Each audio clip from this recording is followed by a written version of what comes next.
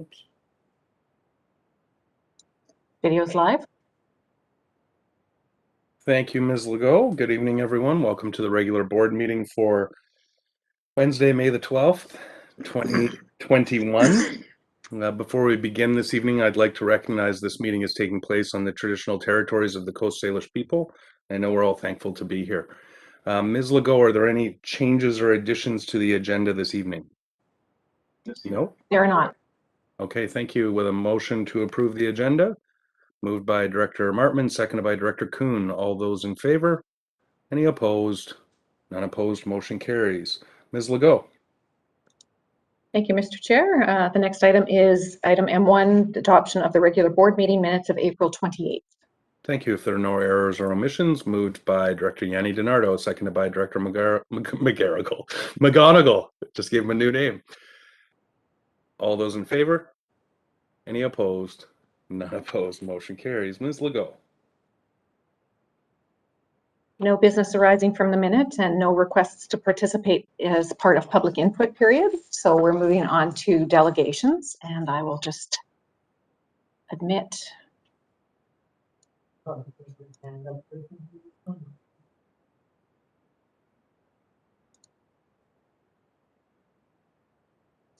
So item D1, we have Janet Docherty, Chair, Tourism Cowichan Society, and Karen Banister, Director of Destination Marketing, Tourism Vancouver Island, on the Tourism Cowichan Society Resiliency and Recovery. Welcome to our presenters. It's nice to see you again, even if it is in this virtual environment. I will turn it over to you for our presentation. And would you like us to hold questions until the end? It's easier in the Zoom environment, especially if you have a presentation on screen. So just directors, please make your notes as the presentation goes, and I'll do my best to get people's questions in after our delegation completes their presentation. Welcome. Take it away. Is Janet on the call? She was here. Oh, okay. But we've lost her now. We've lost her. Okay. Is Ken still there? Maybe Ken wants to. Yeah, she did say she was on there. She was. I just saw her, but then I saw a black screen and then her square disappeared. So I wonder if she's had a technical glitch. Hopefully she'll make it back. Oh, there she is. There she Welcome, is. Janet. Hello, hello. So I introduced you while you were gone with all kinds of glowing praise. Oh, great. It was really just very simple, but I was just handing it over to you when it seems we had a bit of a technical glitch. So please go ahead. Okay, well, thanks very much. We requested this meeting tonight, and thanks very much for allowing us to come in front of you and to present. And with me, okay, on my screen, I'm not seeing everybody, but I'm assuming Ken is on, Ken Bailey. And he is our vice chair of Tourism Cowichan Society, and he's also the general manager for the Malahat Skywalk, which is a new attraction that's coming to Cowichan Valley, which is very exciting for all of us. Myself, of course, chair of Tourism Cowichan and president of Marydale. And then we are lucky enough to have Karen. I do see you on the screen there, Karen, director of Destination and Marketing of Tourism Vancouver Island, and Anthony Everett, president and CEO of Tourism Vancouver Island. So I'm really pleased to have them joining us here too. I'm going to talk just a tiny little bit and then pass it over to them for a quick presentation of where we stand with tourism right now. I'm sure all of you are aware that tourism and the hospitality industry have been two of the hardest hits, some of the hardest hits in this pandemic. So we're needing to really have a pivot and take a look at what we're doing to pull ourselves out of this. So we've hired a team with Tourism Vancouver Island who are very well experienced, and they'll tell you more about that. But it'll give us the tools that we need to help pull us out of this when we are allowed to start marketing again to outside of our local market. And I just want to address very quickly, because I know I heard from a couple of people that they were worried that we had actually contracted out of the valley. And none of that has actually happened. We still have a board, we still have our committees, we still have advisories, we still have control of all of the finances. So really all that has changed is we now have a team as opposed to one individual to assist us. So I think with that, I'm going to just pass it over to you, Karen, because I think it's best You okay there? Yeah. I pass it over to you so you can talk a little bit about what, introduce yourself so everybody can know who Tourism Vancouver is and what you do. Thank you. And before you begin, I just want to ask those who aren't speaking to please mute yourself because I'm hearing a lot of shuffling and stuff and it makes it hard. I was having trouble hearing Janet because of the background noise. Thank you. Okay, great. Thank you so much, Janet. I have to admit that I'm having a little bit of an issue trying to share my screen, so I don't know if a member of the Cowichan Valley Regional District can share the presentation on behalf of me. I apologize. I don't see it highlighted here at the bottom, and I don't have a lot of familiarity with the WebEx system. But maybe while we sort of, oh, hello. I'm just wondering if it's the same one that you sent us, because we could all look at it individually at the same time. It is actually, yes. Okay. Thank you so much for suggesting that, and I apologize that I didn't foresee that. My name is Karen Banister, Tourism Vancouver Island, joined here with our CEO, Anthony Everett, as well. I first wanted to acknowledge that Tourism Vancouver Island lives, works, and plays on the unceded and traditional territories of the Kwakwaka'wakw, Nuu-chah-nulth, and Coast Salish peoples. And I'm coming from you today from my home, which is on Snanawas First Nation. So we did prepare a presentation, and I apologize that I can't do the fancy screen share, but I would like to speak to some of the points about Tourism Vancouver Island if you're not familiar with our organization. And even if you are, for some of you, it's just an introduction to us in a slightly different context. And then talk to you a little bit about some of the things our industry is facing during this very difficult time and our hope for recovery. So we are an organization that is built on partnerships. We take our role in the tourism ecosystem very seriously. We work with our partners across British Columbia, including the British Columbia Regional Tourism Secretariat, which is a formation of the 5 regional tourism organizations in BC, of which we are one as Vancouver Island and the Southern Gulf Islands and Northern Gulf Islands. We're also partnered with Indigenous Tourism BC, Spinal Cord Injury BC, Tourism Industry British Columbia, and of course the Province of British Columbia and Destination British Columbia. Some of the work that we do is in service to some of these guiding principles that in the slide presentation you can see. It includes reconciliation and Indigenous rights, which we work through our partnerships with Indigenous Tourism BC and our Indigenous Tourism Specialist on staff. Our sustainability, which is our belief that our organization plays a role in ensuring that our environmental ecosystem is protected even through the impacts of tourism. Industry and destination development, which is where we don't just simply believe that we are a marketing organization that brings tourists to the communities, but rather that we're working to strengthen our overall ecosystems as well as our infrastructure. And we do offer a breadth of services, including where needed and where we believe that our expertise can support and improve the systems overall. We do support communities in their community destination marketing efforts. Tourism industry, as you know, has been one of the hardest hit sectors through the pandemic. And I would like to acknowledge that our organization firmly believes that we work in service to the businesses, the business owners.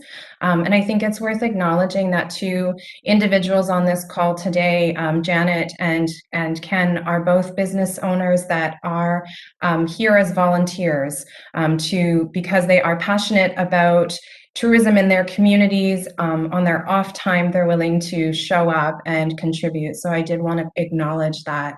The work that we do is really to support the businesses to make sure that they and their employees are protected and profitable, and all of us are sort of contributing to a better community for living. Through the pandemic, we have been measuring since April the impacts of the pandemic and reporting those through our meetings with the Ministry of Tourism, Arts and Culture and Sport. All of our research is also available on our website, tourismresiliency.ca, which supports our tourism resiliency program, which I'll speak to. I probably don't need to share some of these losses with you, but just for your reference, we're seeing some revenue drops in this past year as much as 40%, and some businesses reporting as much 37% of businesses reporting that they can't actually pay their bills. Domestic overnight visitation, of course, is way down compared to last year. And of course, these numbers are increasingly concerning after, of course, we've had this most recent travel order. Our average occupancy rate is hovering in the last report around 38%.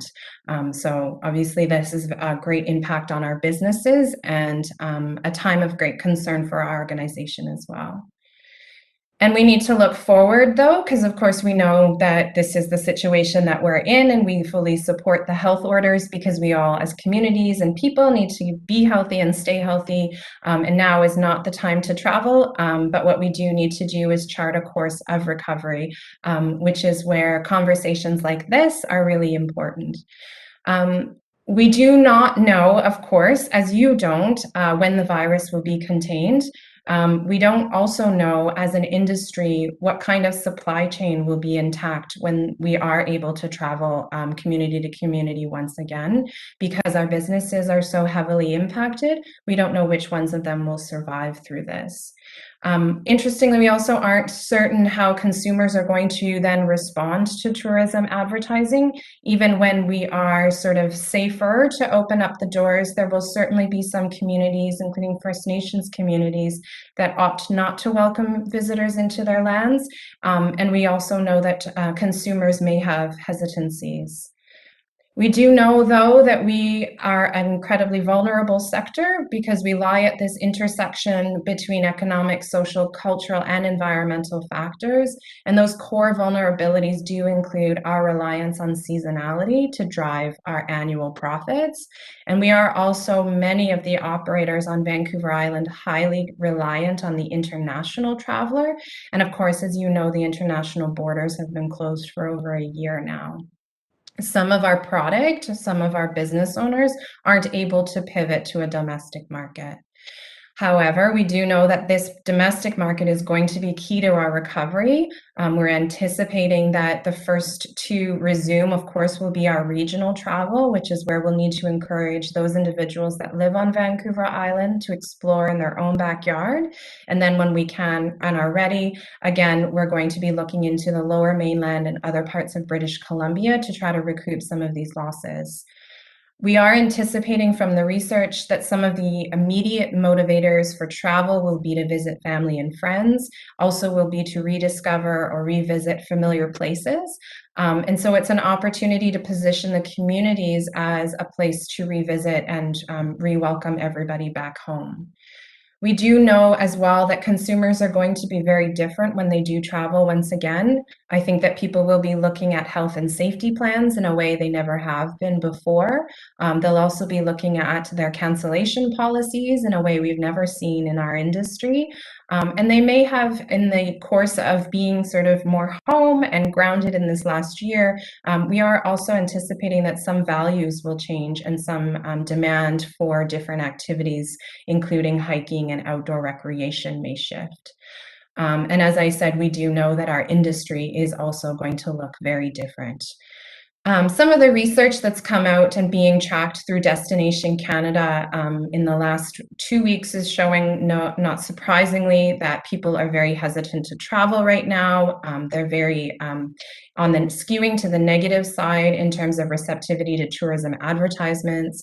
This means, and it reaffirms, that we are not it's not wise for us to be in market right now with tourism advertisements. Not only does it sort of counter the public health messages, but it also may be negatively received by consumers, which is a concern, of course, for reputation. So we track this resident and public perceptions as sort of a marker of when it may be best time to go back into market again.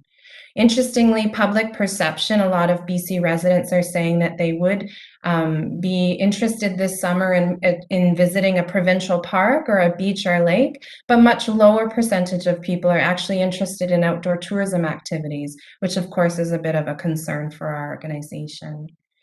So I think going forward, what we need to be focusing on as all of us, and us now working with you, which is a wonderful opportunity to support you more directly, is our opportunities for collaboration.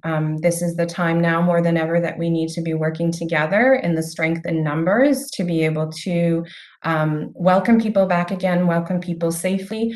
And it's an opportunity to take a look at how we educate everybody about mindful and safe travel. Our work as Tourism Vancouver Island has always been focused on collaboration. We look for regional initiatives, which is where coming in with the opportunity to support communities directly is important as well, because it helps us to tie the whole ecosystem better together. Thank you. I'm just going to interrupt you briefly. We are at our time limit, but I would just ask the board if they would support a motion to extend. Moved by Director Kuhn, seconded by Director Yanni DiNardo. All those in favor? Any opposed? None opposed. Motion carries. Please continue. Apologize for that. I saw the slide deck and I thought it would fit within, but please go ahead. Thank you. I was talking maybe a bit too much. So I just want to highlight some of the opportunities that we've brought forward thus far, including our tourism resiliency program that we're operating into our second year now. Any business in the Cowichan Valley can register for the program and receive at no cost free access to program experts in topics like human resources and finance, marketing, and digital services. So that's an opportunity for us to lend strength to the industry in hopes that people will be able to ride the tide with us.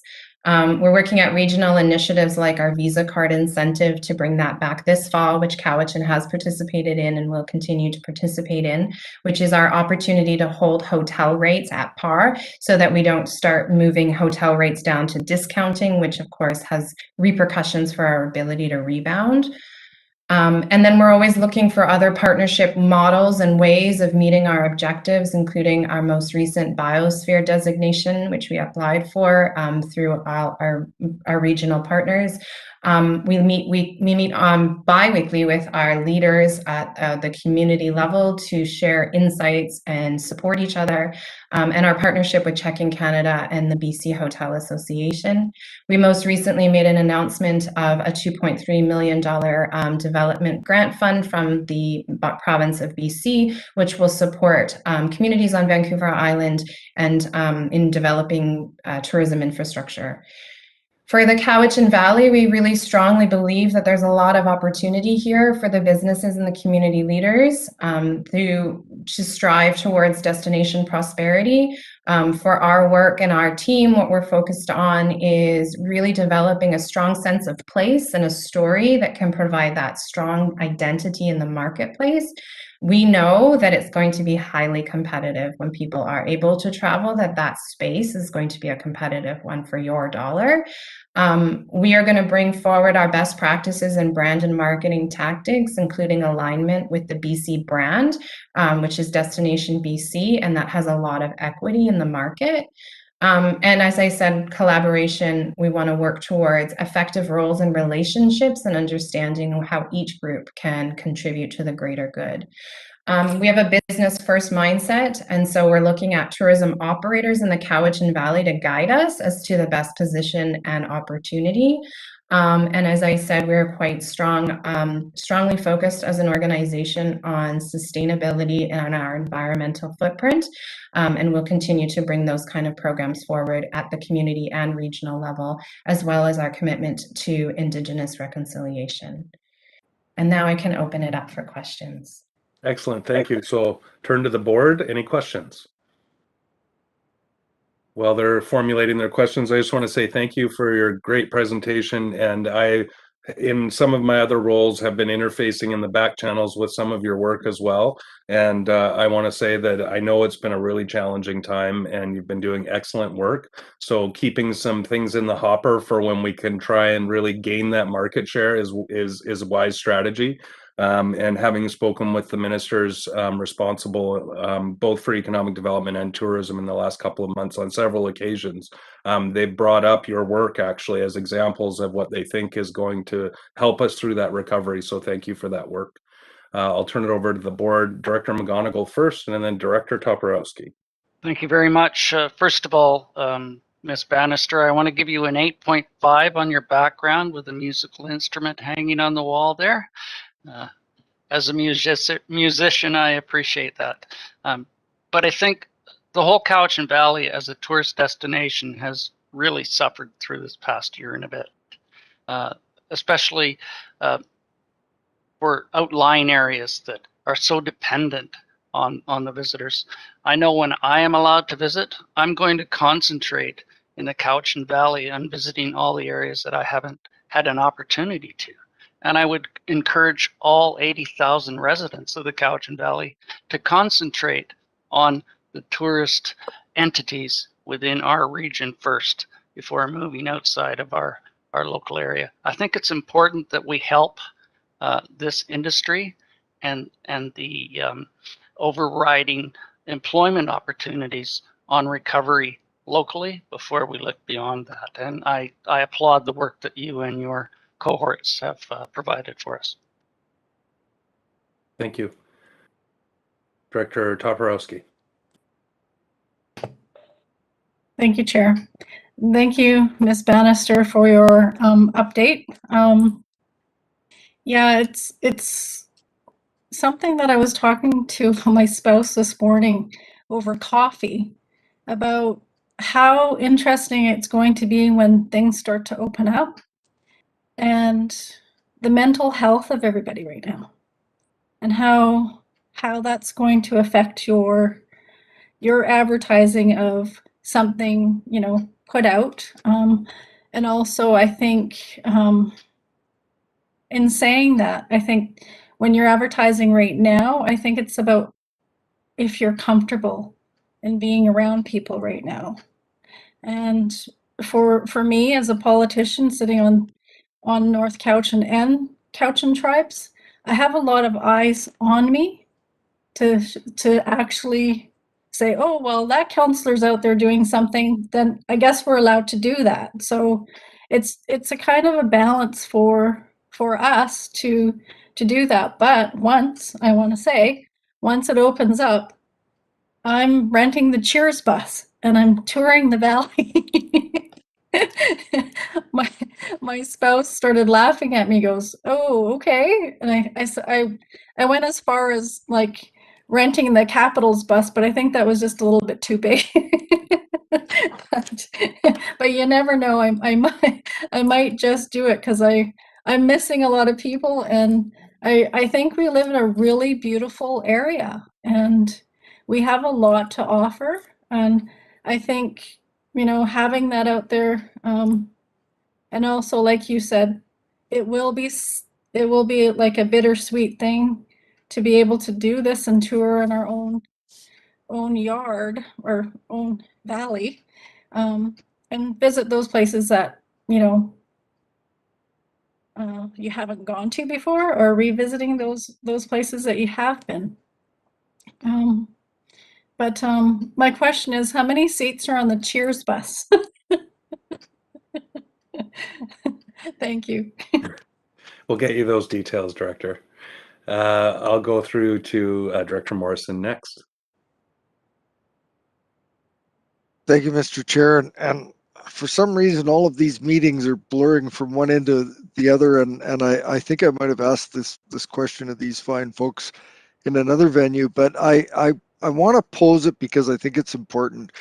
Pre-COVID, when lots of people were doing all their normal things, it seemed like there was room for the, you know, the bricks and mortar hotels that people were staying in, and the development of the Airbnb model and that supply that was being provided to the market. And I know that MRDT is now being paid by some of those larger operators and the likes to make sure that at least there's some revenue coming out of that. But if you're looking at us being such a tourism destination, I would almost have to think that we'd want to make sure that our hotel motel business can recover quickly and reestablish itself almost before the Airbnbs do, because, you know, if the hotels can't get enough of that market share of traveling public accommodation,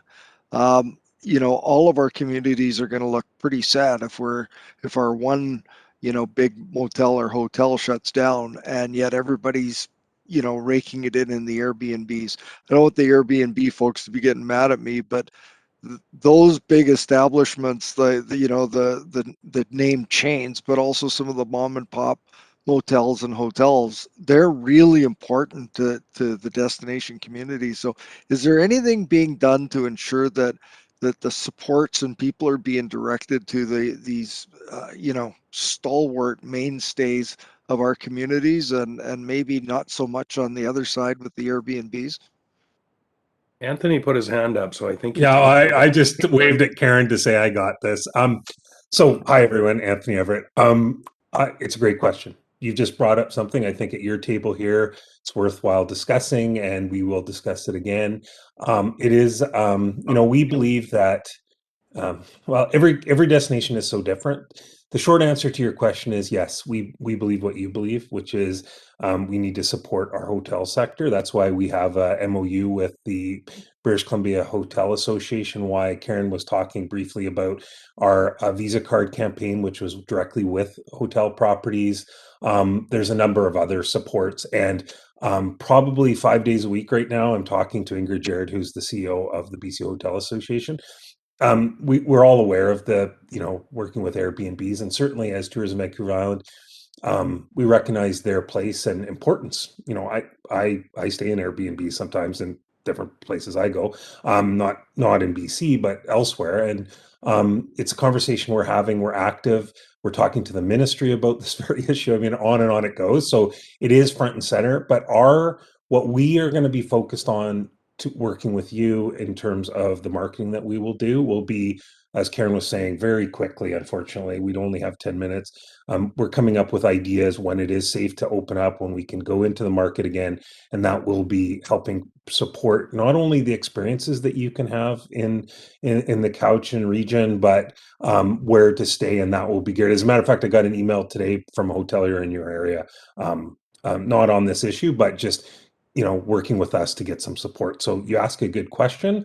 I would say don't be afraid to bring it up again, because this will be evolving over time. But right now we want to support, like you were saying. I think the people that are employees there, the businesses that are owned, et cetera, et cetera.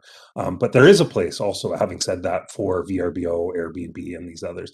We just like them all to have business licenses, and you know, if they're a stakeholder of ours, they have to be following the rules that you set. So that's our guideline. Thank you very much. That was a great answer and a good question. I think I saw Director Marsh is next, and then Director Yanni DiNardo. And if I've missed anyone, please put up your hand. Thank you so much, Mr. Chair. I really wanted to thank Ken and Karen and Anthony and Janet, who never disappoints. And I mean, I know you had probably, I don't know who did the presentation, but I know you have a knack of bringing people together and allowing the leadership in them to come out. And what I got out of your presentation was how careful, thoughtful, accepting, and how you're thinking out very deeply how you'll handle different scenarios. And the thing I thought of was how well you've done this last 5-6 years in the shoulder season, because you do all those things already. And so whenever it opens up, I have no doubt that you will have a head start on many other communities. And certainly, you know, I would be happy to send out, I know a lot of people around the province, so when things open up, I'd be happy to send out your Facebook ads and stuff like that. And I'm sure many of my fellow directors would. And, you know, thank you for taking this time away from your businesses and for, you know, drawing people to visit to this beautiful valley. Thank you. Director Yanni DiNardo. Thank you very much for your presentation. Through you, Mr. Chair, I'd like to ask a question. Mine is more on we have had a few applications on RV sites and campsites, and I'm in Cowichan Bay, where most people are like camping on the side of the road here or in places where they shouldn't be. So I'm wondering, how does, in tourism, in your work, is there a value in the RV and campsites?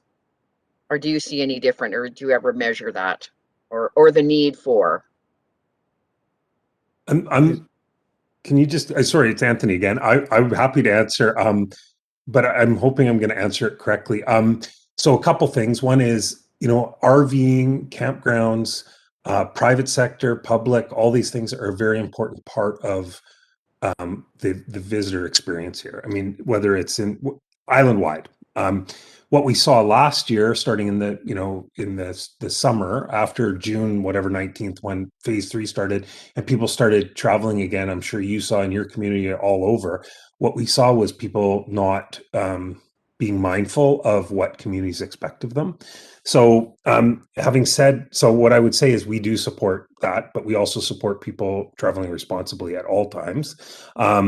And we saw that. And my biggest concern right now, we're all talking about it here on this call, and I'm sure you're as anxious as I am. My wife and I debate this nightly about where we're going as a first trip. And I'll be camping this weekend very close to my home, 10 minutes away. And what I would say is our messaging that we will also use in the couch and everywhere, we really believe strongly in mindful travel, responsible travel, and that we're asking people to be mindful of the communities they go in, because we do not want residents impacted by people not following the rules. Now, we know they won't, but we, as a tourism organization, we can always only message.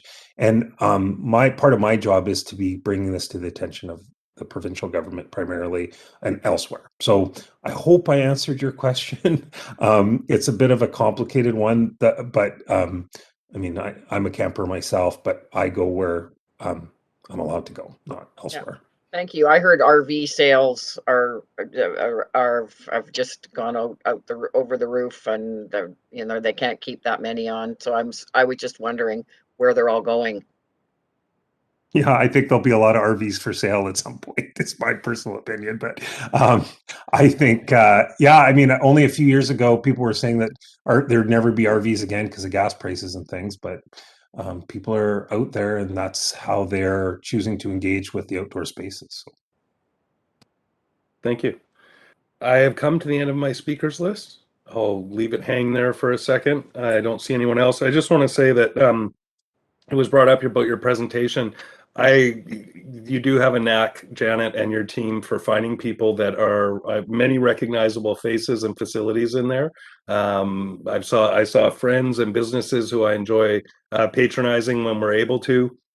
And I really liked what you said, Anthony, about sort of being respectful of the places that we go. And I've always tried to say to people, doing so gives you a more authentic experience of what it's like to be and enjoy those communities. Is go there and try and integrate and be respectful of the community. Try be authentic to the community. You'll get more out of your experience, and you won't get people shaking their fist at you or worse when you act like expletive deleted.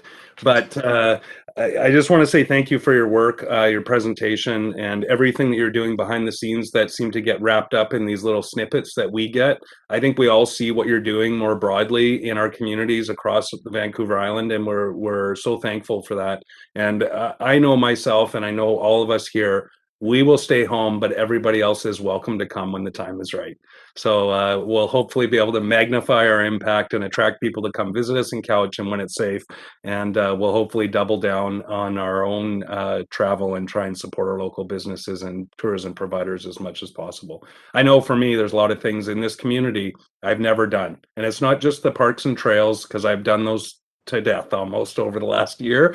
It's about the tourism operators, those experiences that they provide that are often more value oriented than you might think in terms of cost, but us supporting them locally make us better ambassadors for the community and help support local business. So thank you all so much. We want to give you our virtual clap. Thank you.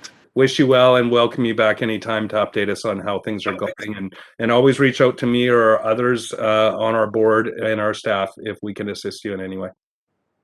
Thank you. Thank you. Thank you. Thanks for coming.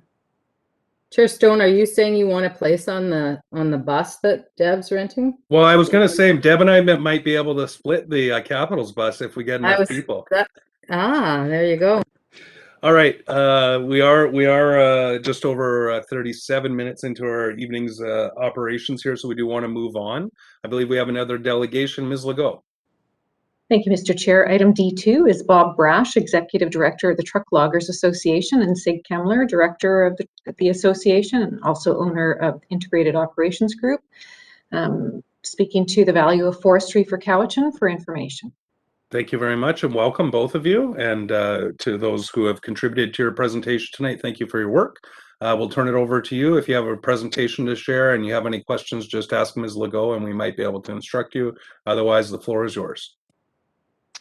Okay, thank you very much. My name's, well, first of all, thank you for the opportunity to sort of present to you folks tonight. I know you're busy folks. I'm Executive Director of the Truck Loggers Association, and then might pass it on to Sig quickly to sort of introduce yourself also, Sig.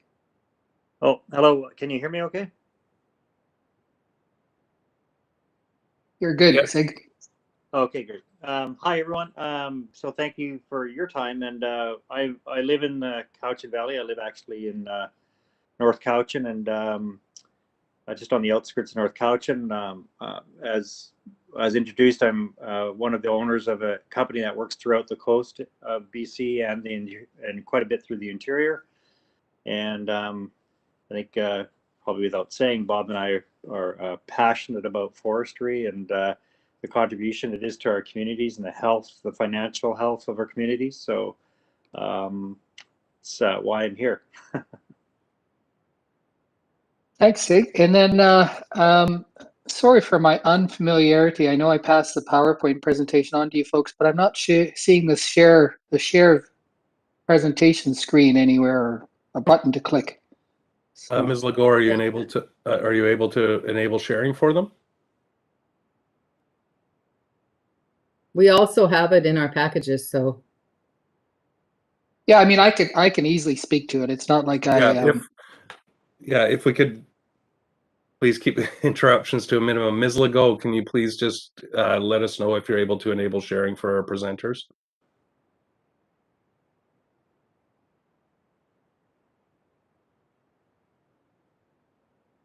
I've just given him presenter permissions, so are you able to share now, or is it perhaps a software issue? It might be, yeah, no, it's at the bottom of the screen. You don't see the share button beside stop video.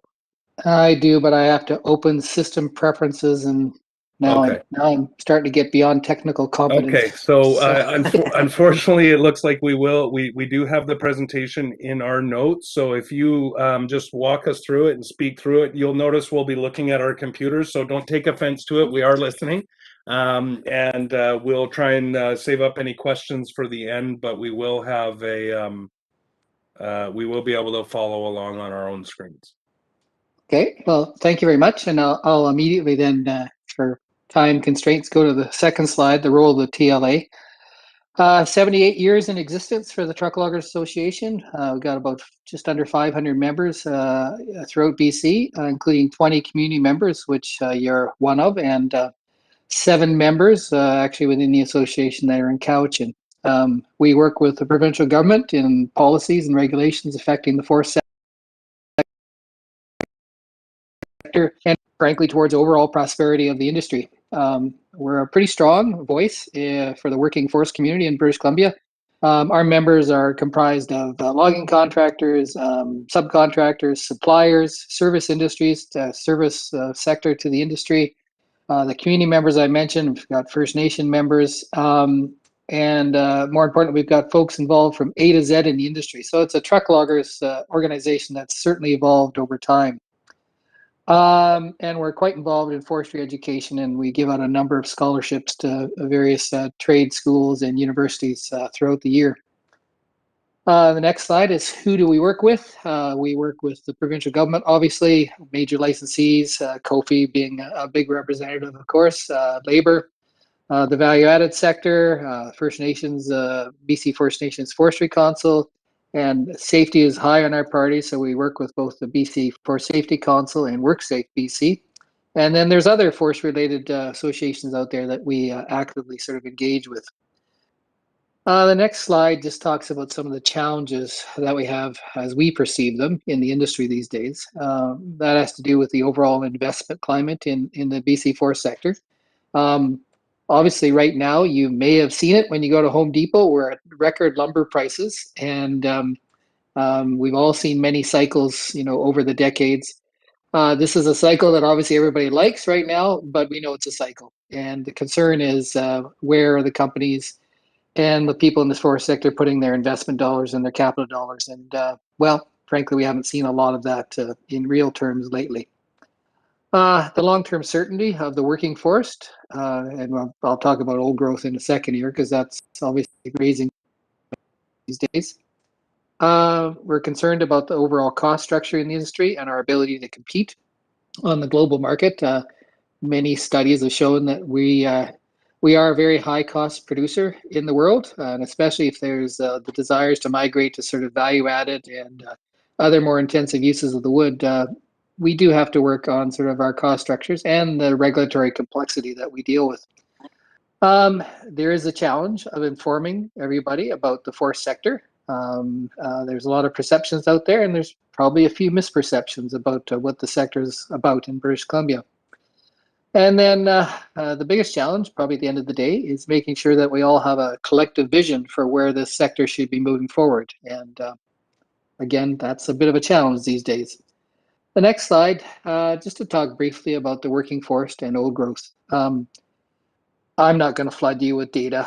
I mean, all the opinions out there, people are trying to sort of sway public opinion with this figure and that figure for how important the industry is. But there's a lot of data out there and there's a lot of opinions. But there's also a lack of a lot of constructive dialogue right now. Who really is talking to who these days? Or are we just sort of having sort of opposing camps without the ability to sort of talk to each other for some solutions moving forward? And from our perspective, harvesting, let's say old growth or in the working forest, it's not always a yes or no proposition. I've walked enough woods to know that there's all kinds of different treatments that we can apply to a land base that can sort of handle a multitude of resource values, not just one. And I even, Sig, if we have questions after, can probably attest to that, which is some of the work he's doing in various parts of the province right now. The bottom line, though, however, is the economic contributions of forest sector are significant. I will throw a couple figures at you: $12 billion annually to the provincial economy, $4 billion to tax revenues to various levels of government on an annual basis. Old growth is obviously a very sort of high profile issue right now, especially with some things happening in Fairy Creek and other areas. But back to what we said before, we have to somehow work on a collective vision for BC's working forest and our forest sector moving forward, if we want it to prosper, like I think most of us do. And the TLA supports changes, but the right changes. And I think in balance, this is a very oversimplification, but we support obviously innovation. We support the move to value added. We support increased diversity in the flow of logs and lumber. So they're all things that we support. And none of us are sort of ignorant of the fact that change has to happen. And we're more than willing to sort of enter into those discussions. The second to last slide is just opportunities for collaboration and cooperation. We deal with a lot of municipalities and communities and regional districts over the years, and we'll continue to work with them. So there's obviously information that we can share on a first-hand basis about the contribution of the forest sector in your areas, payrolls, employees. We can assist in public education and information. We can also assist and coordinate sort of any sort of forest policy review and advocacy that you perhaps want to sort of have us sort of support you with in terms of lobbying federal and provincial governments. And then lastly, and this is like a broken record, on how we're going to move towards a collective vision for how we move this forest sector forward and continue to have a prosperous industry and support resource communities. The last slide, I won't really talk too much about it because I know we're tight for time, but just getting the word out. We have magazines, we have social media, we have updates to our memberships. We have the annual convention, by the way, which was canceled for the first time in organizers' history for obvious reasons, but just mild sort of side note, even during World War II, the convention was never canceled. So that was a change for all of us, of course. So I know I probably rushed through that a fair amount, but obviously open to any questions. And I mean, Sig, maybe I give you 2 seconds if you something you thought I might have missed. 2 seconds. Holy smokes. Well, 6 seconds. Well, I think it's not something you missed. I think it's also really important to everyone on the call here is that there's a lot of controversies, as Bob pointed out, to Fairy Creek and old growth, and if you just look over your shoulder, the entire North Cowichan forest is predominantly a second growth forest, and that is now stopped. So it's not just about old growth. It's there's something to be said about finding a balance for both societal needs and for the preservation that so many of us are looking for. Thank you. That's a bit more than 2 seconds. Sorry, Bob. Well, that's okay. I had written down when you finally got able to get started, it was 7:11. It's 7:18, 7:19. So you're under your time limit, and that gives more time to questions from the board. So thank you for your presentation. I did see, I believe, Director McGonigal, Director Yanni DiNardo, and Director Marsh so far. Thank you very much. First of all, thank you for your presentation, gentlemen. As a longtime forest worker, 35 years in the industry, I have seen things come and go. I realize we can't log it all, but we certainly can't protect it all either. I think there's a fine line between protection and economy. One of the questions I had was whether or not the Truck Loggers Association works primarily in tree farm licenses or private lands or a combination of both. And then I have a follow-up if possible, please. Thank you. To our presenters. Yeah, I think we actually cover just about all the ground there. I mean, the first caveat is that not all logging contractors belong to us, but we certainly have most of them. And yeah, they operate on tree farm licenses, forest licenses, timber sale licenses, community tenures, First Nation joint ventures. So, and even some private land. A lot of them do some private land activities, especially if you put Mosaic in that fold. So yeah, I think we cover a fairly good cross section. And a follow-up? If I may, as a veteran of the War of the Woods in the 80s in the Carman and Walbrand Valley, I saw a collaborative approach come out of that between the environmental faction and the industry faction on moving forward on some interests in protecting lands within the 20% that was allocated on Vancouver Island within parkland and reserves. I would suggest that moving forward in the current old growth discussion, that should be revisited. It was very successful on moving forward and having some peace in both sectors. I don't think confrontation is the answer when you have such legislative restrictions in old growth currently, old growth management areas, etc., within tree farm licenses. So a collaborative approach, I think, is the way to move forward in the industry. Just a comment. Thank you. Director Yanni DiNardo's next, and then Director Marsh, and then Director Morrison. Thank you, Mr. Chair, and I'd like to thank both of our presenters today. Just I'm thanking you on speaking to the working forest, and also about education. We are a forestry family, and it has been very good to our family, and we've worked very hard in every aspect of forestry. So I appreciate when there's presentations that educate everyone and inform us. So I appreciate it. Thank you so much for your time. Thank you. Thank you. Director Marsh. Thank you very much, and thank you, Bob and Sig.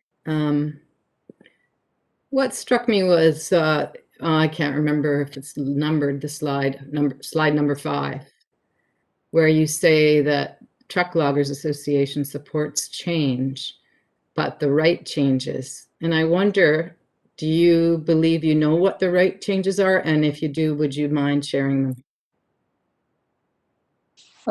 Yeah, I can elaborate a bit upon that. And you know, I'll, again, my first, you know, qualifier is there's a lot of opinions out there, and ours are sort of very broad in scope. And of course, the devil will be in the details. But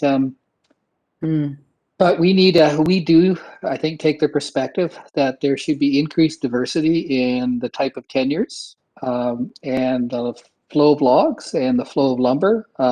Right now, a lot of that logs and lumber are encumbered, and probably stifles the sort of innovation, and stifles the investment climate that BC needs to move forward. Especially if you ask the folks in the value added sector, I mean, they will perpetually sort of complain that they have trouble getting access to logs and lumber.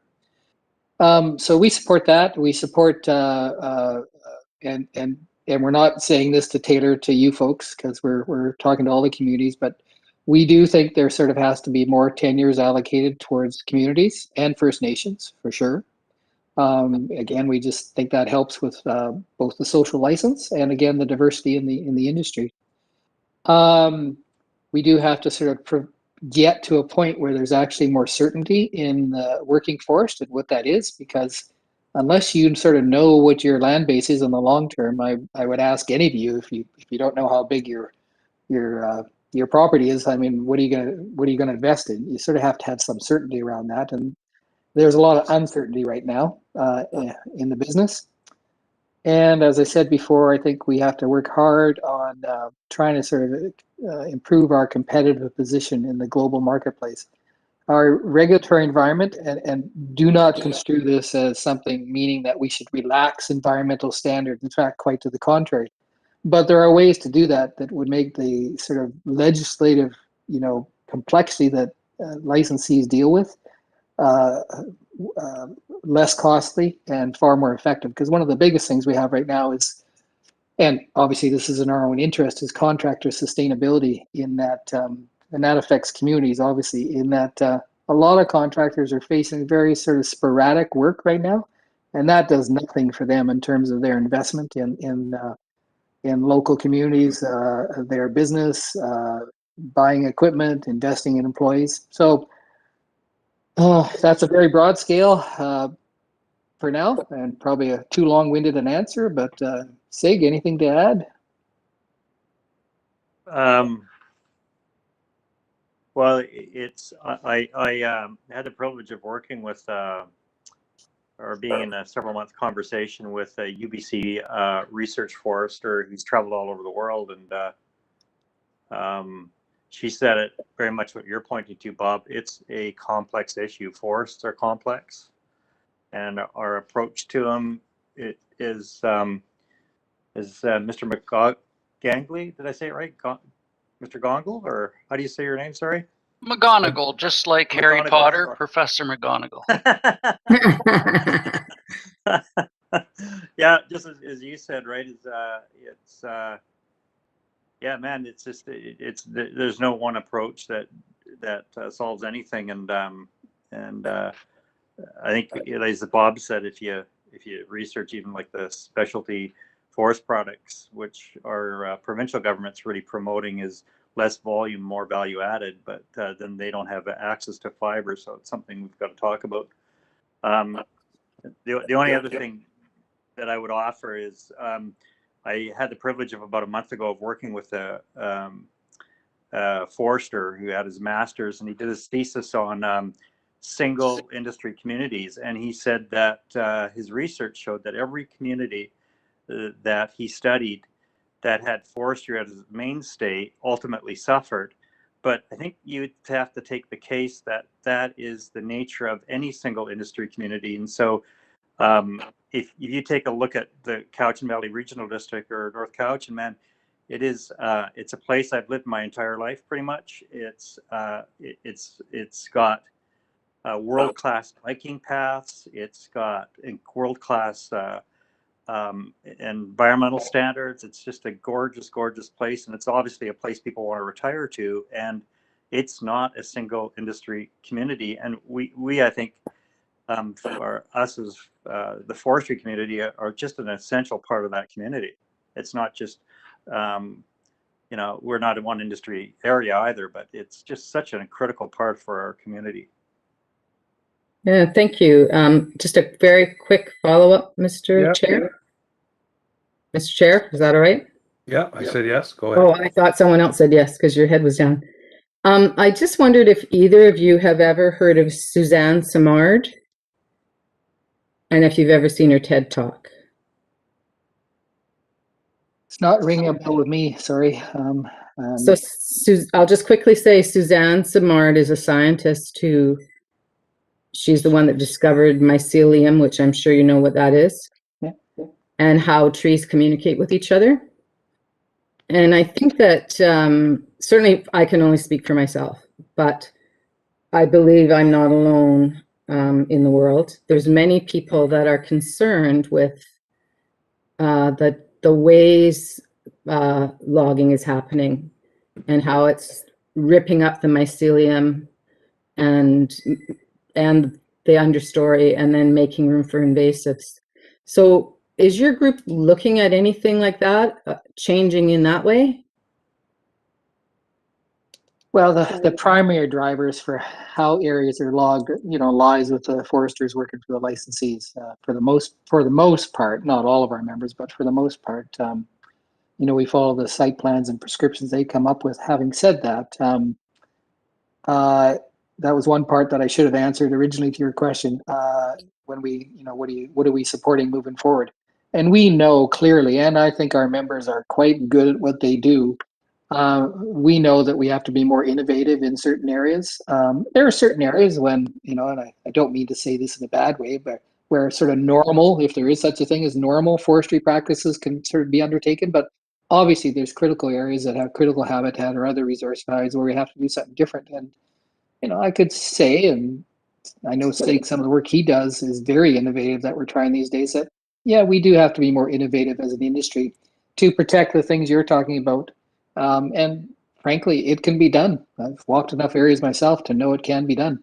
So yeah, it is being done in places like Lubeck, and I could go on, but I've taken enough time. Thank you for your answers. Thank you. I just have to shut my timer off because I'm icing my person. Thank you. Director Morrison. Thank you. And I think this is great having you come and appear before us, and appreciate you you know, taking the time, making the outreach, and you know, I think that's really what it's about. I'm looking at your last slide with your different means of outreach. Kind of a funny thing. I live out in Honeymoon Bay, and I think a hobby of a lot of people that live along either South Shore Road or North Shore Road is counting logging trucks.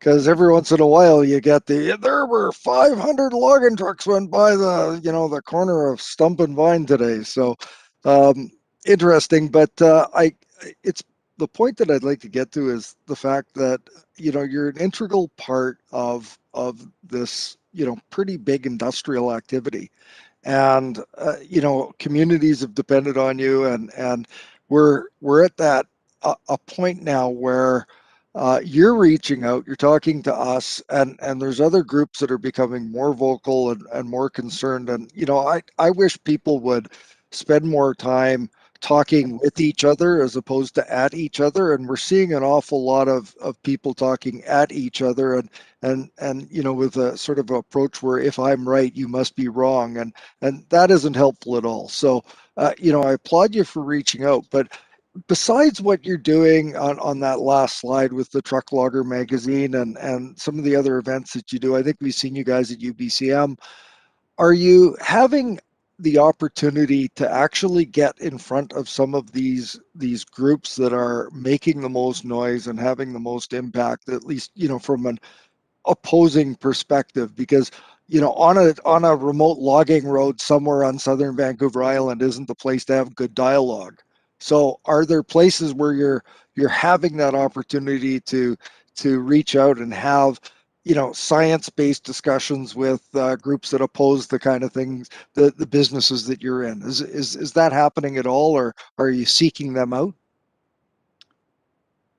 Probably the best way to answer that is, yeah, we'd love to sort of have those type of discussions, and that's why we talk about a collective vision, and that collective vision is not going to come from the truck loggers and the forest licensees by themselves. It's going to have to come from the ENGOs and community groups that support something that might be different than we envision. And I guess I could say that the unfortunate part right now is that I don't know if it's technology, social media, but it was mentioned earlier about the war in the woods that we sort of all gone through. It seems like emotions and tactics are certainly different these days than they were before. And that, in my opinion, leads to far more isolated camps in terms of camps of opinion. And it seems like groups are sort of fighting for their message to be sort of heard in the media. And sometimes they go to sort of, and I'm being diplomatic here, extraordinary lengths, whether or not it's always true, to sort of try to get that message out through the media. And that's unfortunate. So somehow, somewhere, and I guess I'm saying we're not seeing it a lot right now.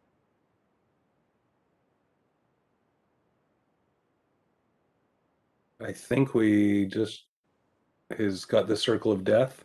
Sure, if I'm having trouble. Circle of doom. Oh, I went out for a while. You did. You're back, Bob. So hopefully we're back now. Yeah, and I mean, again, not a blame on the media, but they really do grab onto sort of the right jingle of the day kind of stuff, and sometimes that's not a very constructive process either. So it's a challenging environment right now. Thank you. Director Sebring. Thank you, Mr. Chair. Certainly an interesting dialogue. Yeah, Siggy, good to see you again. I remember Yeah, you too. having a wobbly prop with you at UBCM.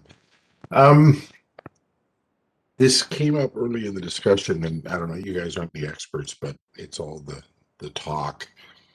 And you mentioned it early on in your presentation. When am I going to be able to afford to buy a piece of plywood again? I mean, this is a cyclical situation. You said that yourself. You've been watching this industry much more closely and for a lot longer than many of us. What's actually going on in terms of those lumber prices? Is it just driven by, we hear it's people are stuck at home for COVID, so they decided to do the reno and build a new deck. So it's a supply and demand issue. But is that all there is to it? Are there obstacles in the bush? Has COVID affected that side of the industry? Is there less wood coming out of the forest? Are the mills not producing the way they what's going on, and when or if do you see this sort of rolling back to more normal pricing structures and just the whole piece? Well, I'll do my best, because it's obviously a fairly complex issue going on right now, but a lot of it is supply and demand. And the reason it's supply and demand is that there were curtailments with COVID with some mills, especially at the beginning, that sort of took some production out of the system.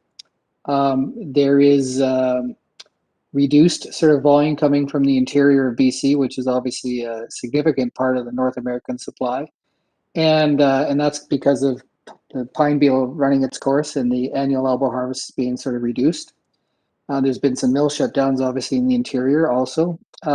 So when COVID came along and people were stuck at home, yeah, I mean, the people that I've talked to have seen substantial sort of increases in, well, people had not much to do, so they started renovating and fixing their decks and doing this and that. And what happened, though, because the mills were shut down, and there was a lag time for them to get up to speed, and less supply overall available, and you had all this unexpected demand. And economics 101, supply and demand, it got totally distorted to the point that we're having these like record lumber prices. Having said that, all the indications are that there might be some sort of settling of those record prices down to a more reasonable level, but only slightly. It's envisioned that these high prices for lumber and plywood and OSB are going to sort of stick around for at least a couple years, is what people are speculating. Now, having said that, all during my career, I've heard the rumors of the super cycle and never materialized, and markets crash sooner than we all think, because what's happening is people are definitely bringing a lot more lumber in from Europe these days, in particular because they've had a big spruce beetle problem over there, and they've got the spruce beetle problem, I think, was actually bigger than our mountain pine beetle problem. And so they're going to start to, bring more wood over here, and there'll be a balancing in the market. But it's envisioned to stay strong for a while yet. Unfortunately for you and your pocketbook when you go to Home Depot. So. Thank you, Mr. Chair. Thank you. I don't believe I have anyone else on my speakers list. Oh, sorry, Director Toporowski.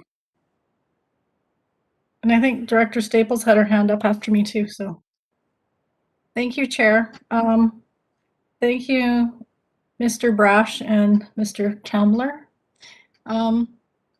Yeah, I wrote down some notes. One of my questions has already been asked, but I was looking at page 6. So I was referring to who we work with, and on the ones listed on your list was BC First Nations Forestry Council. And then it talks about opportunities and collaboration and cooperation, and then assisting and coordinating for forestry policies and review development. So I was just wondering, when you're talking to the BC First Nations Forestry Council and looking at the direction of, as people refer to as interest groups, but actually we're just really passionate people. And I think we just have all different points of view, and I think we have to start learning to first start talking to each other differently and thinking that we're an interest group.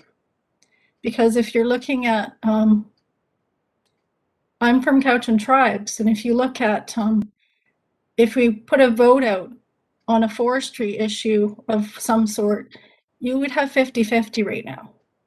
And you're seeing that all over the place in any kind of democratic process that you have. And partly because, some people don't have the ability to have access to the information, and they're being fed information that's been, put in front of them. Like my sister, for instance, she listens to her daughter. So we have a different view on any kind of subject. Well, I'll just say, talking about families, we have different points of view. But I think looking at a lot of people, even during COVID, are finding a connection to land. And I think that's where you're finding the pushback on wanting to save everything. And I think these where the emotions are so high, and people are referring to it as fight in the woods, but it's a different kind of fight. We're looking at biodiversity. More people are thinking about connections to land, how things are connected together. And when I went to talking about forestry policy review, how do we come to a happy medium on development? Because I know some First Nations want economic development. So what resources do we have on this island? Forestry is one of them. So how do we come together and work in our community in making some of these happen? For one, we've been economically suppressed for so long. 2, we have racism. We fight against racism so bad.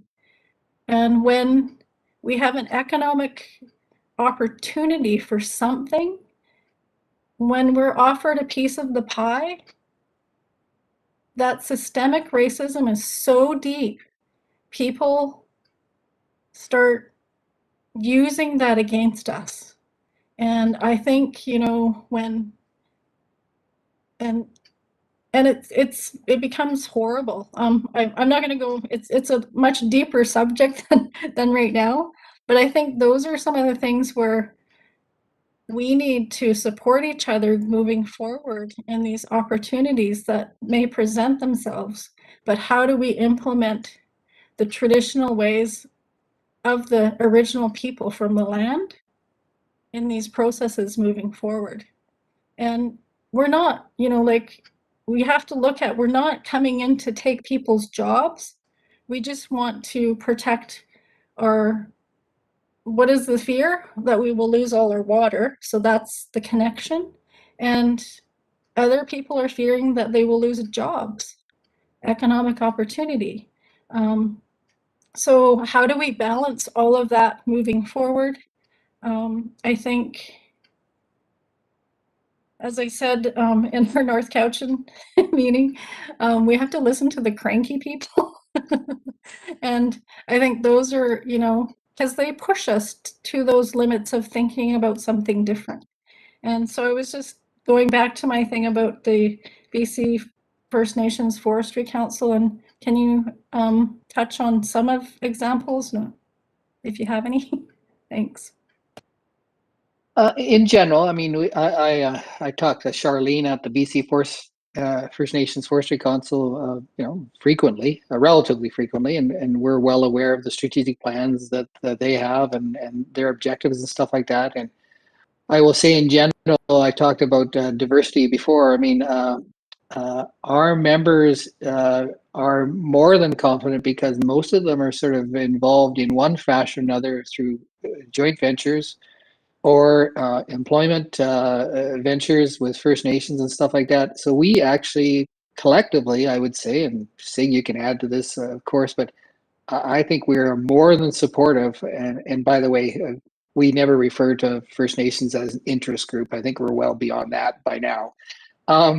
So we're more than supportive for, again, this diversity in the industry. And frankly, we see a bright future for First Nations involved in forestry for all the reasons. They're the right reasons that it should be done in terms of some reconciliation and things like that. But to be pragmatic, they're also going to be a very important, source of employees in the future too. So I think we're more than supportive of whatever way we can do that. And geez, don't ask me for the answers for how we make all this happen, because again, that's a very complex and challenging issue in terms of tenure reform and where we get it from and how we support the First Nations, how we support new harvesting systems. I mean, the issues can go on and on. But we are supportive. That's the best thing I can say. Sig, I'm sure you're involved directly in some of this stuff right now. So. Yeah, we have a joint venture with the Nasco First Nations out of west of Quesnel, and I think, Bob, if we really looked at a lot of our members, as you said, I think currently and in the future, it's not very likely you're going to have an operation in British Columbia that doesn't recognize as a partner of First Nations in some form of involvement. We've already seen that change dramatically in the last few years, and hopefully it continues. And Deborah, I got no idea what you deal with, but I totally appreciate when somebody calls the First Nations an interest group. That is actually so degrading. So I appreciate that. Thank you. Next is Director Staples.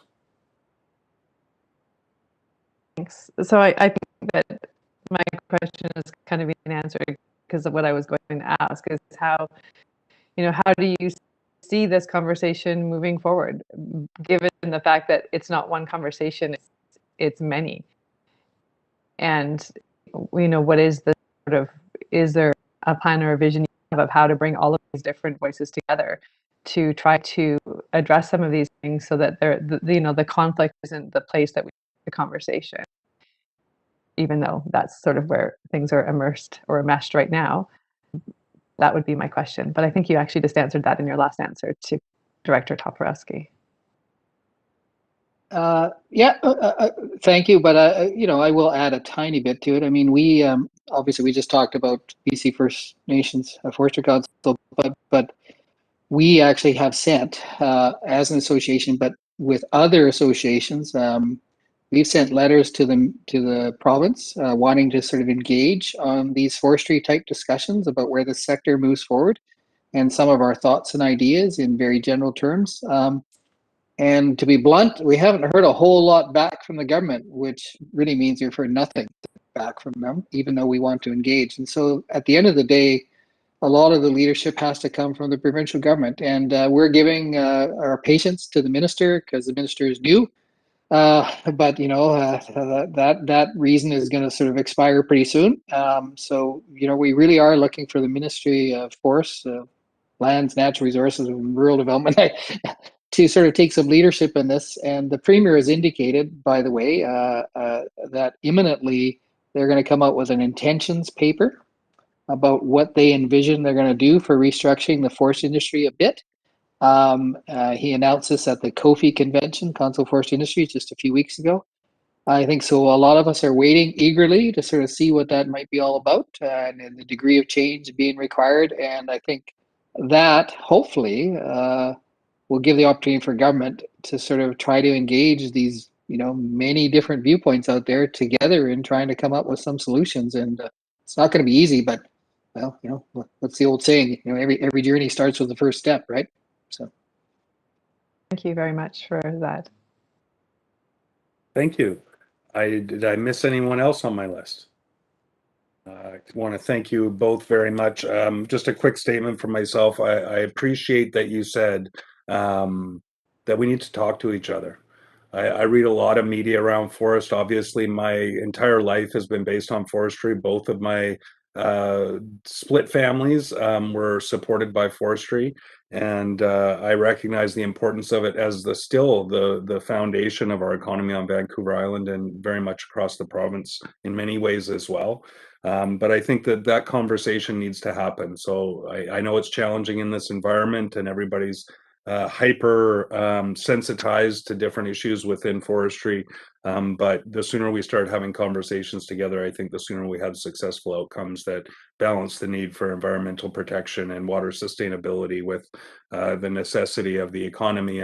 And seeing recently been involved in meetings where affordable housing projects are being stalled by the cost of materials, including lumber. As we regulate more and the costs go up to harvest through different harvesting methods, we have to be mindful of the impacts on affordability as well. And so it's that social, environmental, economic intersection that we really need to be able to come together and have open and honest dialogue around. And I'll continue to encourage those opportunities to happen. I know they're not happening right now, but hopefully in the future we can have more of those that are less entrenched in ideology and more reflective of open communication, open minds, and science-based decision making. So I just want to thank you both very much for your presentation, and we'll likely hear from you soon. And we do hope that there is some movement to be able to bring people together and talk about these important issues. So thank you for coming. Thank you. Thank you. To the board, we're almost an hour and a half in to our meeting. I was originally going to say we could do the report of the chairperson. Do you want to just take a quick 10-minute break? We'll come back at 8 o'clock, and then hopefully we can cruise through the rest of our evening. So we'll take a 10-minute recess, please. Let's try and be back at 8 p.m. sharp. Thank you very much.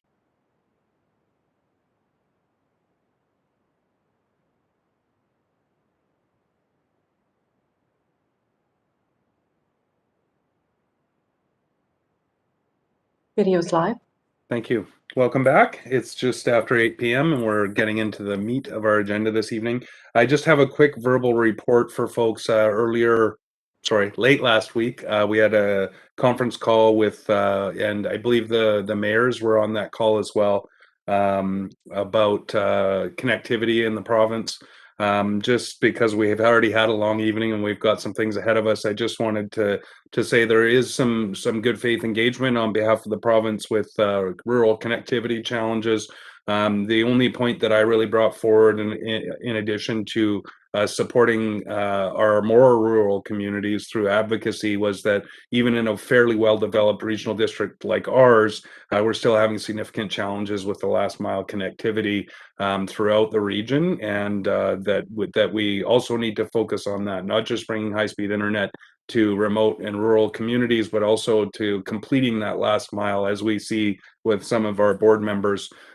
They struggle with that lack of good connectivity throughout the region, even as I say, in more developed areas. So I'll leave it at that for now. I do believe that I just received an email late today from the minister that kind of captions what was in that call. I'll share it with the board as soon as I get an opportunity to catch up on email here, hopefully tomorrow.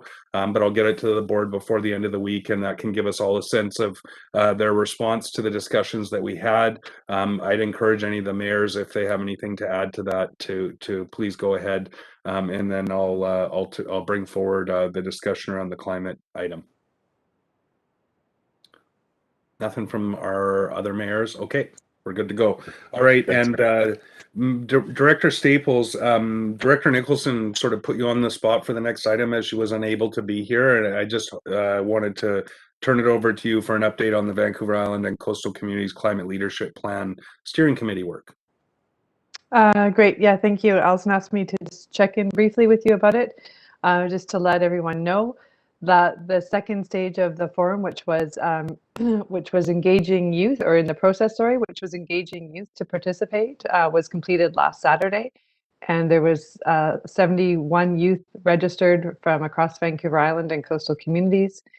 And there was youth leadership that spoke from across Canada, from the 25 Youth Climate Award award recipients who spoke to the youth. And it was a really incredible day to hear from them. And I look forward to when that report is finalized. And the next stage that that committee is moving into is to work on a process with gathering input from First Nations communities.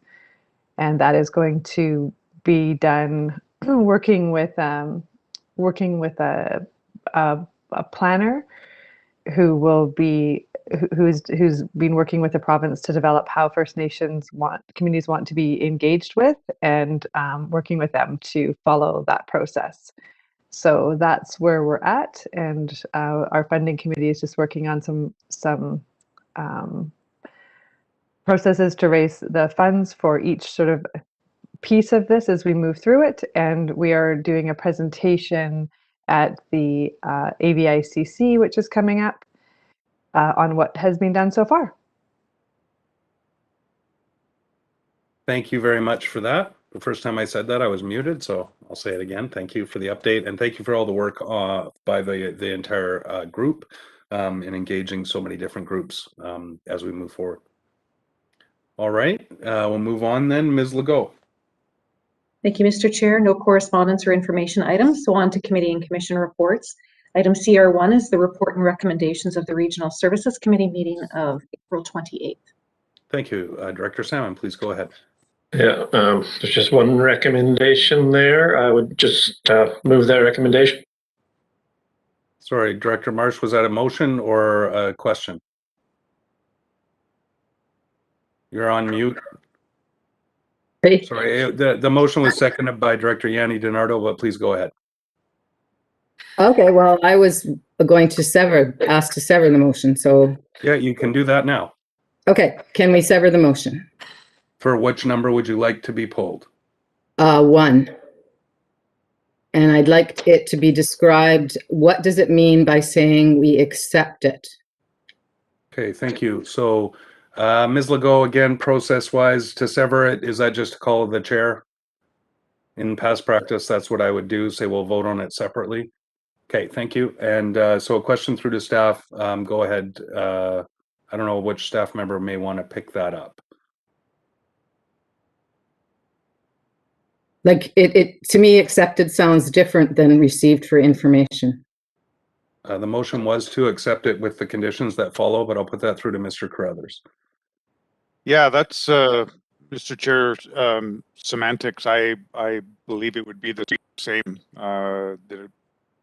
I don't have a different interpretation of accepted.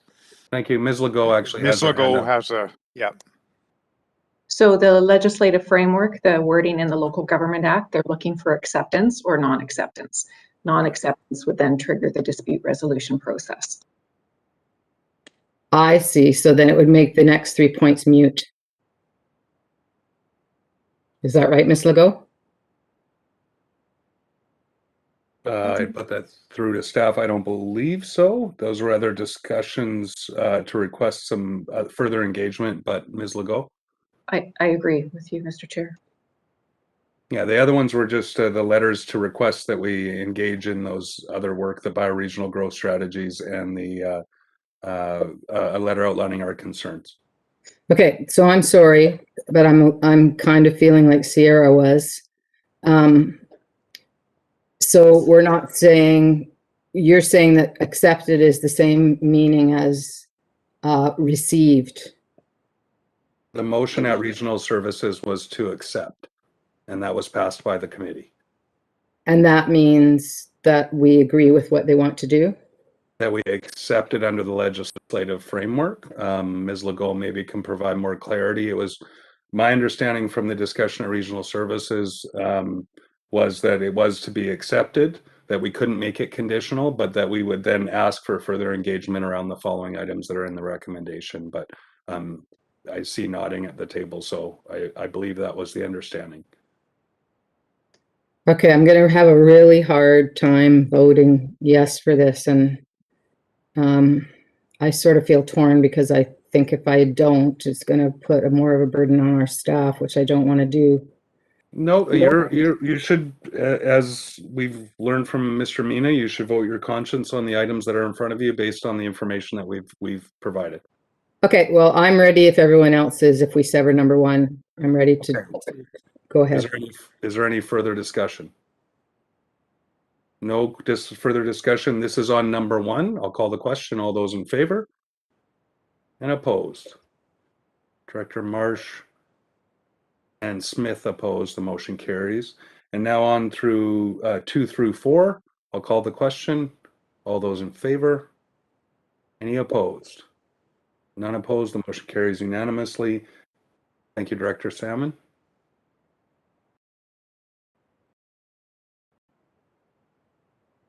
Director Yanni Donatos, and that concludes my report. I always wait for it. So that does take us, I believe, to CR2, Ms. Legault. And go ahead. Thank you. Report and recommendations of the Electoral Area Services Committee meeting of May 5th. Through to Director Yanni Donato.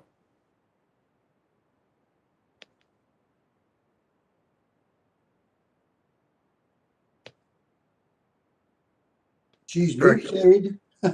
Yeah, it was Director Yanni Donato. I think it came on and then went back on mute. Sorry, really I quickly. had my finger on, so it's very, sorry. Report and recommendation of the Electoral Area Services Committee. I move as a block 1 through 4 for the first section. Sorry, I'm having mute problems too. That was seconded by Director Morrison. Any discussion on those items? Seeing none, all those in favor? Any opposed?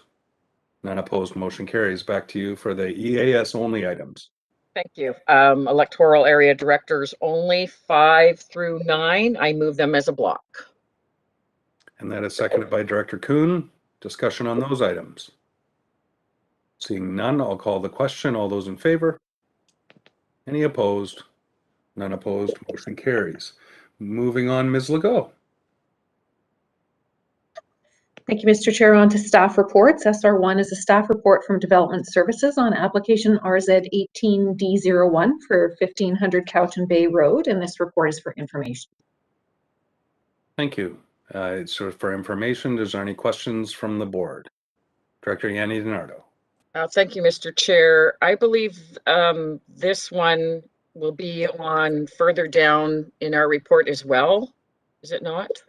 Yeah, it's on bylaws, I believe, Ms. Legault. Yeah.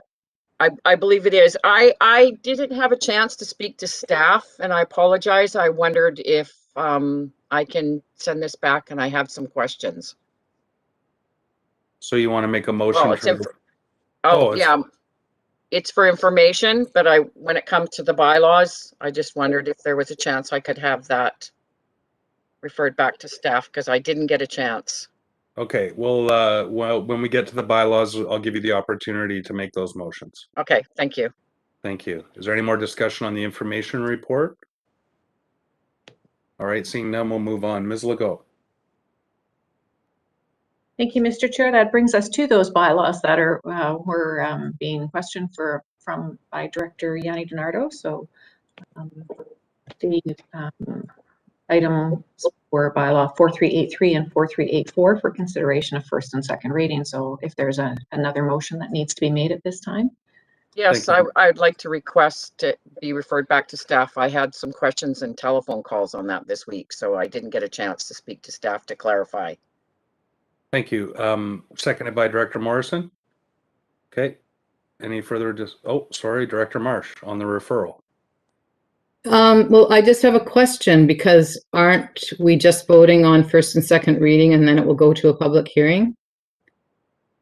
Troy, and on this is on the referral, but I'll try and clarify. I believe that if it goes through first and second reading and there's requested changes, then it would have to be rescinded and come back for first and second reading again. So I believe the director's got it right if she feels there may be a. Yeah, I got it. Ms. Charles? Thank you, Mr. Chair. Just for clarification, if it goes through first and second reading into public hearing, if there are changes that affect use and density after the hearing, then you just rescind second reading, and then you can. If you're not dealing with new information, if you're kind of acting on information obtained through the hearing, then you can go ahead. If you're then kind of opening it up again, you may need to have a subsequent hearing. I think in this case, there isn't a real sense of urgency, so staff could deal with this. Okay. With the director. Thank you. All right. So the motion to refer back to staff on BEA 1 is on the floor. Any further discussion on the referral? Seeing none, all those in favor? BEA directors only. Any opposed? Oh. None opposed. Motion carries. Thank you. No problem. Thank you. And then on to BEA 2, Ms. Legault. I'm assuming Ms. Director Yanni DiNardo will make the same motion. So to prevent you from needing to read it out, this is the other component of that same proposal. Director Yanni DiNardo. I'd like to refer it back to staff as well. Okay, seconded by Director Morrison. Any discussion? Seeing none, all those in favor? Any opposed? None opposed. Motion carries. Ms. Legault. Thank you, Mr. Chair. That's the end of our business items, so that would take us to a recess prior to question period. Thank you. Recess 15 minutes, and now we get another recess. We may want to discuss that. Sorry, Ms. Legault? No, okay. We may want to look at that policy. I find us often in recess when it comes to question period. Maybe we can shorten it or something, but in the meantime, we'll be back.